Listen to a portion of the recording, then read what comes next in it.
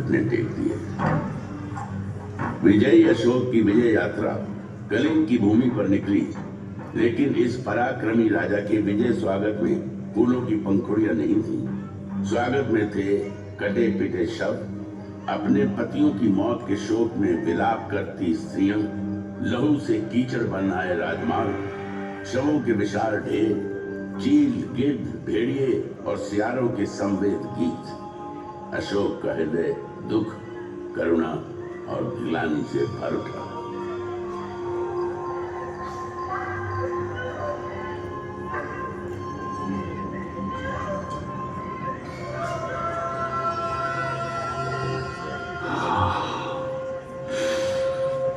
ये मैंने क्या कर दिया?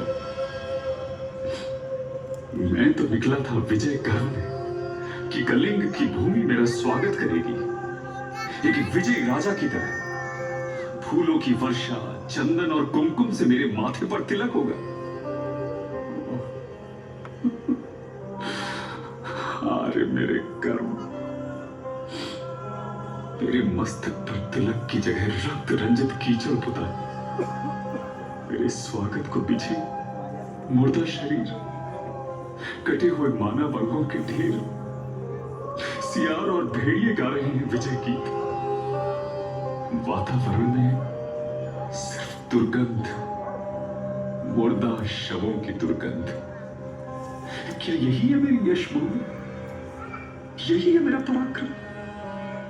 यदि विजय है ये, तो पराजय क्या? ये विजय है या पराजय? न्याय है या अन्याय? ये वीरता है या कायरता? क्या निरपराध बच्चों और स्त्रियों की हत्या ही वीरता है? मैंने जो किया है, क्या यही है मेरा साम्राज्य विस्तार और सहिष्णुता? किसी के पति मारे गए, किसी के पिता, किसी के बच्चे, तो किसी के घर पर हुआ हमला। मुर्दा शवों के ढेर थे। क्या किया मैंने? ये विजय प्रतीक है या पराजय की बूंद? ये मंडराते गिद्ध, चील और कौवे संदेश वाहक हैं उस दुराचारी की मृत्यु के, जिसने ये कर्म किए। प्रभु, मुझे शांति कहां मिलेगी? मेरे प्रभु, अपनी शरण में ले लो ईश्वर, अपनी शरण में ले लो, मुझे थाम लो। प्रभु, शांति चाहिए मुझे, मेरे प्रभु, शांति चाहिए।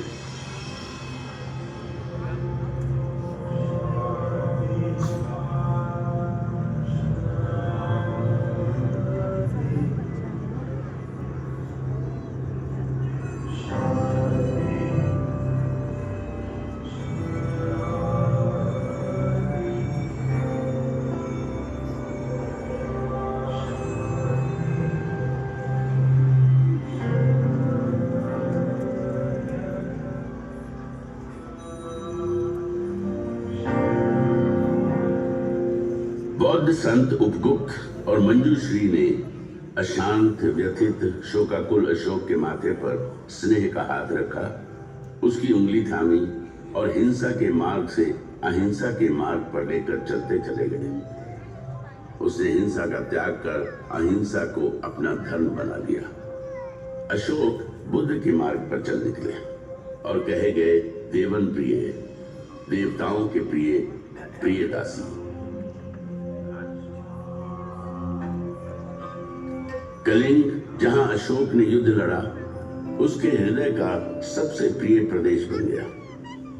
धौली की जो दया नदी रक्त से लाल हो गई थी, उसी दया नदी के तट पर बसे धौलीगिरी में अशोक ने कई चैत्य और स्तूप बनवाए, शांति संदेशों के स्तंभ खड़े करवा दिए। कलिंग के ये शिलालेख मानवीय समाज, न्याय और आदर्श की बात करते हैं। अशोक ने धम्म के विचार को अंगीकार किया। अहिंसा ही उसका मार्ग था।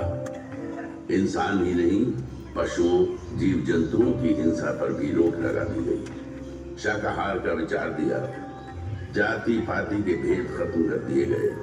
लोक कल्याण और जनहित उसके शासन के मंत्र बन गए। सड़कों पर मैंने वट वृक्ष लगवाए हैं, जो पशुओं और मनुष्यों को छाया देंगे। प्रत्येक 9 मील की दूरी पर मैंने आम के बागीचे लगवाए और कुएं खुदवाए हैं, विश्राम गृह बनवाए, कई प्याऊ बनवाए। मैंने ये सब इसलिए किया है कि मेरी प्रजा धर्म के अनुसार आचरण करे।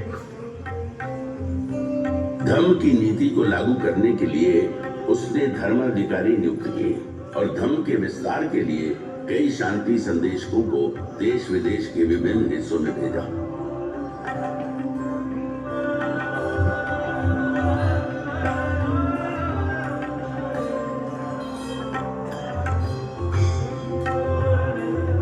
Sri Lanka, Nepal, Thailand, Egypt, Syria और मैसेडोनिया के इलाकों में अशोक के शांति दूत अहिंसा के विचार को लेकर गए और बुद्ध के विचार का प्रसार किया।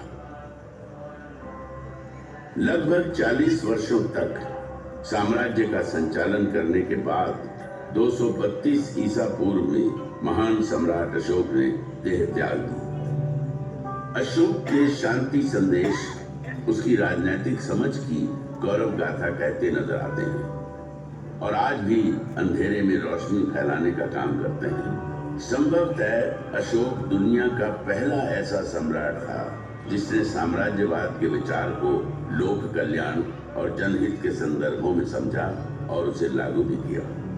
हिंसा के विरोध में अहिंसा के बौद्ध दर्शन को जन जन तक पहुंचाया। धौली में अहिंसा का प्रतीक स्वरूप एक बौद्ध स्तूप और एक हाथी का स्वरूप यहाँ बना हुआ है जो अहिंसा के उसी विचार का प्रतीक है। मेरे नाद में महान अशोक का नाद भी मिला हुआ है। मैं नाद हूँ शांति का।